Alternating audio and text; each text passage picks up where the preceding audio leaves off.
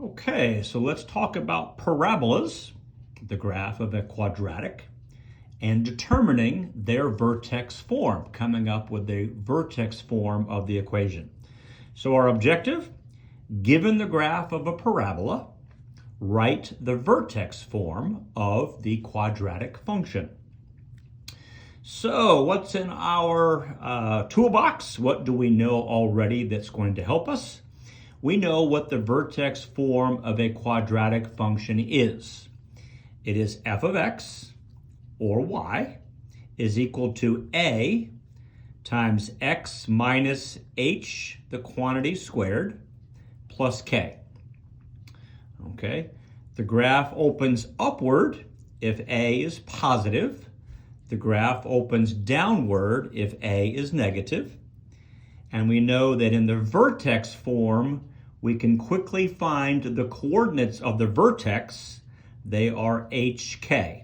Let's remember, x minus the x coordinate of the vertex plus the y coordinate of the vertex. They're very particular with the vertex form here. So let's take a look at how that's going to play, that equation is going to play in finding the equation of a parabola. So the vertex form is made up of 5 variables. You have an x, you have an f of x, or y if you prefer. Those are 2 variables. We have the letter a, we have the x coordinate of the vertex, the letter h, and we have the y coordinate of the vertex, the letter k. So to determine the vertex form of a quadratic, we need to have enough of these variables to solve it. So we're going to use the vertex, which is hk, and another point, which will give us an xy, and we're going to solve for a. Once we've done that, we're going to put in the values for h, k, and a into the vertex form, and we will have the vertex form of the equation. Sounds slightly complicated, but we know 4 things. We know the vertex, which has an x and a y point. We know another point, which has an x and a y for it. We can substitute the vertex, hk. We can substitute the other point, xy. We can solve for a, and then we'll have the vertex form. An example, of course, will help. Let's take a look.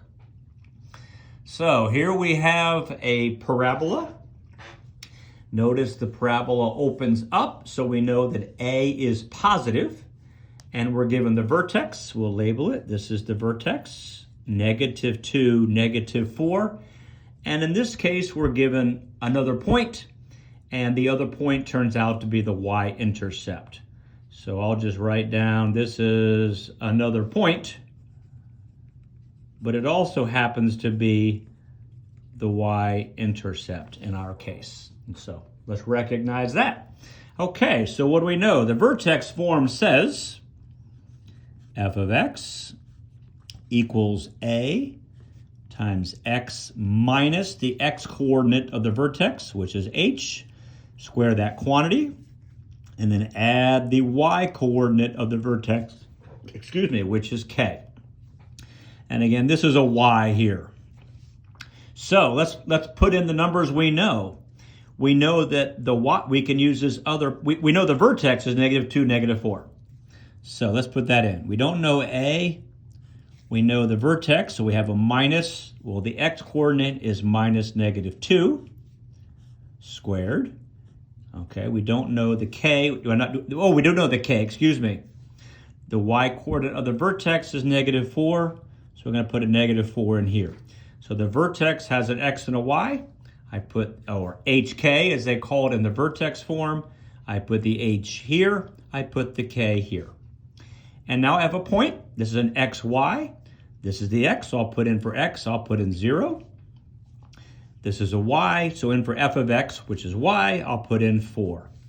So now I've used the vertex, -2, -4, and another point, 0, 4, and I have one equation in one unknown, the letter a.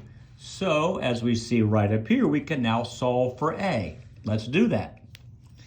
So let's see, this is 4 is equal to a times. Well, 0 minus negative 2 is 0 plus 2, and 0 plus 2 is 2. So let's just put in 2 there, square it, and then I'm just going to call this adding a negative is the same as subtracting. So I have that. Now let's solve for a. Let's square this. Square the 2. A equals, well, 2 squared is 4. I'll write 4 before the a. 4 times a minus 4. Now I'm going to add 4 to both sides. And 4a is equal to 8. Adding 4 to both sides. Now divide both sides by 4. And a is 2. And that was the point of step number 1 up here.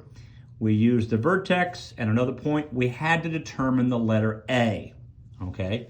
That's the piece that's up here that we needed to come up with. What's A? And we used it. We used the point and the vertex, and now we have the letter A. Okay, so and that was number 1. Number 2, now let's substitute the values for h and k, the vertex, and A into the vertex form, and we'll have the vertex equation. So, f of x is equal to a. Well, a is 2. We'll put 2 there. Times x minus the x coordinate of the vertex, which is negative 2. The quantity squared plus the y coordinate of the vertex, which is negative 4. And also I'll write it like that. Whoops, I forgot a parenthesis at the end of this other piece. Sorry about that mistake. That should go like I gotta close that parenthesis, and then it's a squared plus negative 4. And now let's clean it up. So f of x equals 2 times x plus 2, the quantity squared, minus 4. And there's the vertex form. The vertex form that corresponds to this parabola right here. Let's test it with a graph, and I'll pull Desmos out. All right, hopefully you should be able to see this, I believe. I think we're good. Even though my light from above is on, you can maybe see my head poking in there. So I'll go into here, I'm gonna put in the vertex form. We said it was y is equal to 2, open parenthesis, x plus 2, close parenthesis squared, and then we're gonna subtract 4. So here is the vertex form that we came up with, and here is the graph.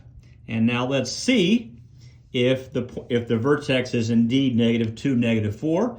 So I'll touch on the vertex, and there it is, negative 2, negative 4. So that worked.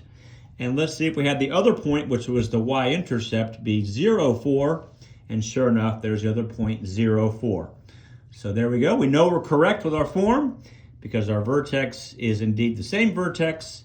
And the other point, which was the y-intercept, is indeed 0, 4 as we had. So there you have it, how to use a parabola's graph to come up with the vertex form.